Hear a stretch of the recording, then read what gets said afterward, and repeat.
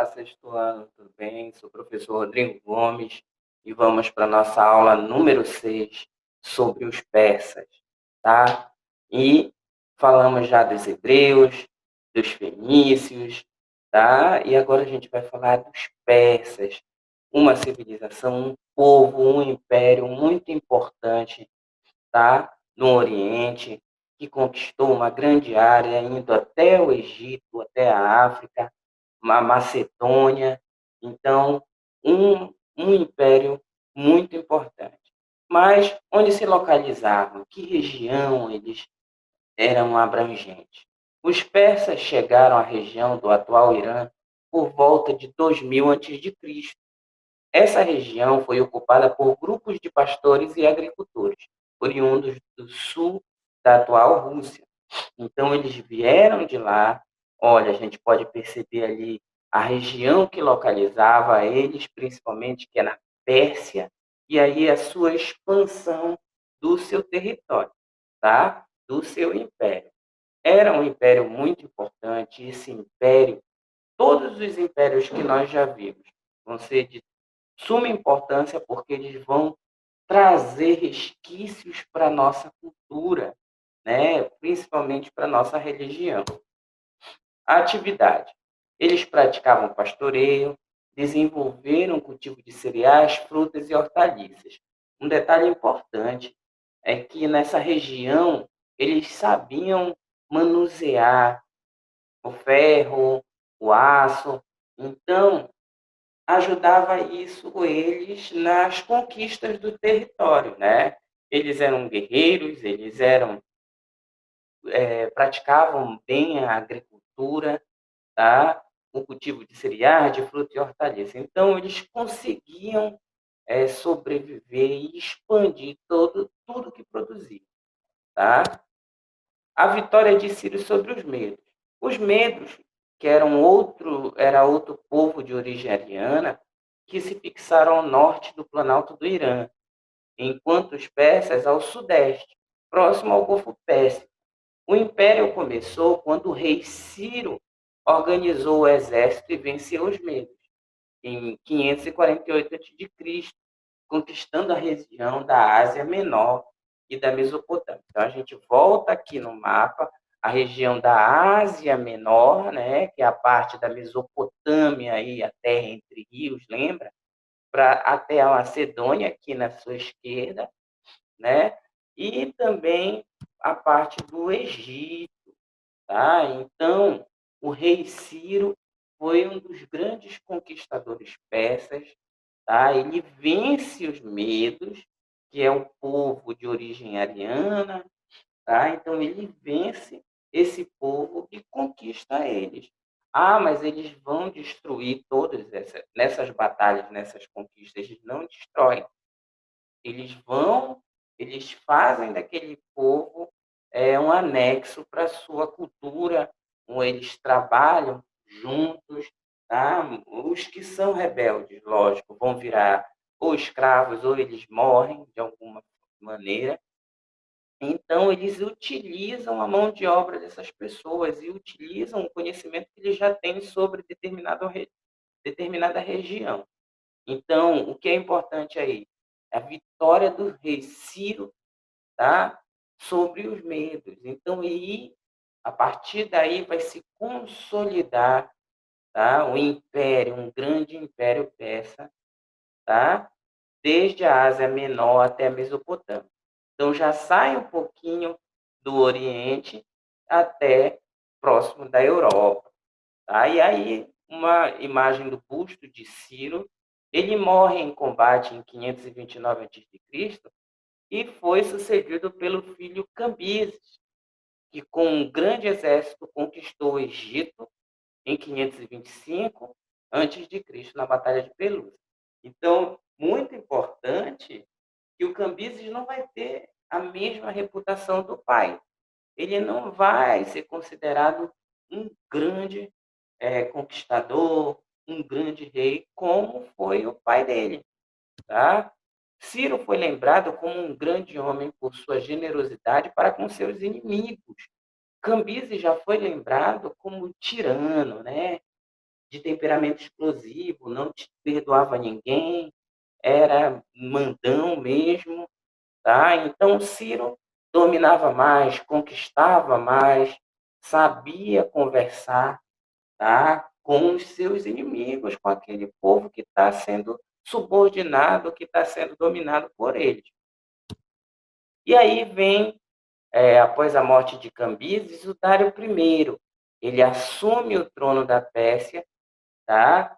E conquistou boa parte da Ásia Central e do Ocidente, ainda o Egito e um pequeno pedaço da Europa. Então, aí, ele vai espalhando a cultura persa por várias regiões da Ásia, do Oriente, mais longe ainda, até o Egito. Então, a cultura persa vai se misturando com a cultura já existente de outros impérios anteriores, né, de conquistas em cima de conquistas. Então, vai tendo aí uma mistura de, vamos dizer assim, de culturas. Tá? As medidas do Dário, primeiro, para que torne bastante conhecido ele. Estabeleceu uma moeda única, o dariaco de ouro, né? Então precisava ter uma moeda única para ter um comércio, para ter um controle, para ter uma administração melhor.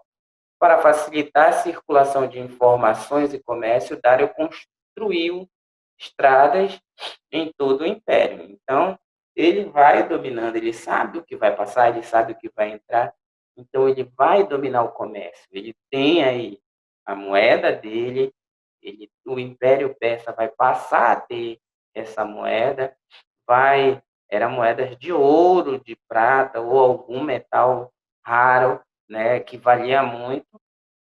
Então o comércio vai ser dominado, vai ser expandido através das estradas.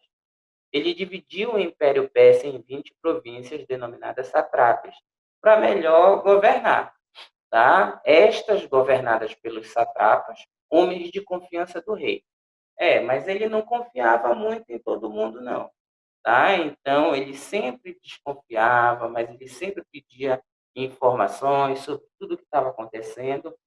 Tá? Então, o Dário sempre colocava o domínio em cima dos satrapas. Muitos deles mentiam, faziam complô, iam contra, mas o Dário sempre se respaldava de tudo. Tinha o Correio Imperial, que dava informações de tudo que acontecia no Império. Tá? Então, essas são medidas importantes do Dário I. E aí, Dário foi sucedido por seu filho Xerxes, que empreendeu uma grande campanha militar contra os gregos, mas foi derrotado nas batalhas da Platéia e Salamina. Tá? Contribuíram para a crise no Império, somando-se às revoltas internas. Um século depois da morte do Dário, o Império Persa é conquistado pelo rei macedônio, o Alexandre o Grande, em 330 a.C. Então, o Dário vai ser sucedido, né, pelo seu filho Xerxes. Xerxes vai ficar bastante tempo no poder, vai ter uma conquista contra os gregos, mas vai ser derrotado na Batalha de Platéia e Salamina.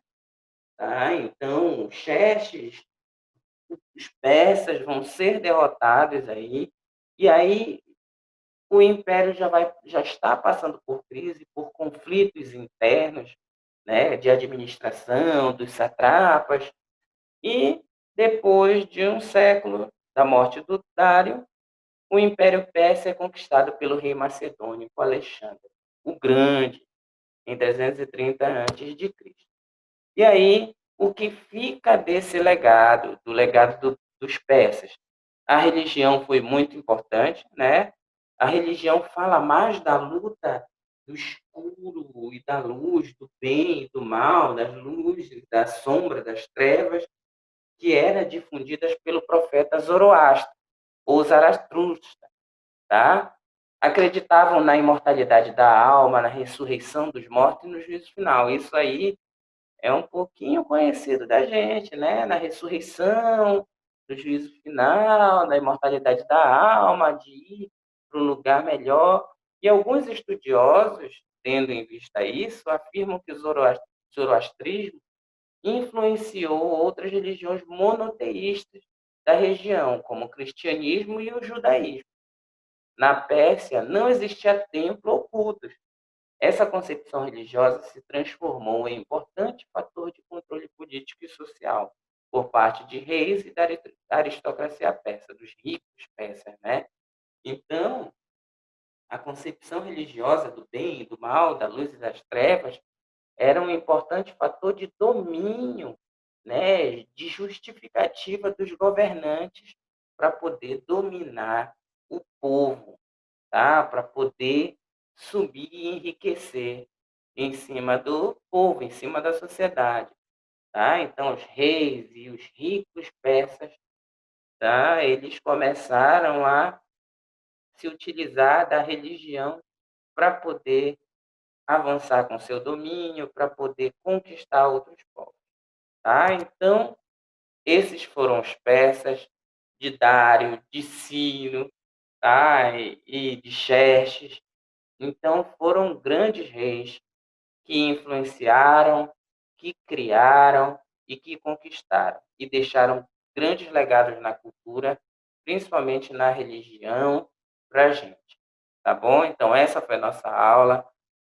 Bom estudo a todos e um detalhe muito importante: façam as atividades do livro, dos capítulos que nós já vimos aqui nas aulas online, nas aulas de vídeo, no YouTube. Então, façam atividades, porque nas próximas semanas vamos recolher as atividades do livro de vocês. Tá? Bom estudo a todos e até a próxima. Tchau!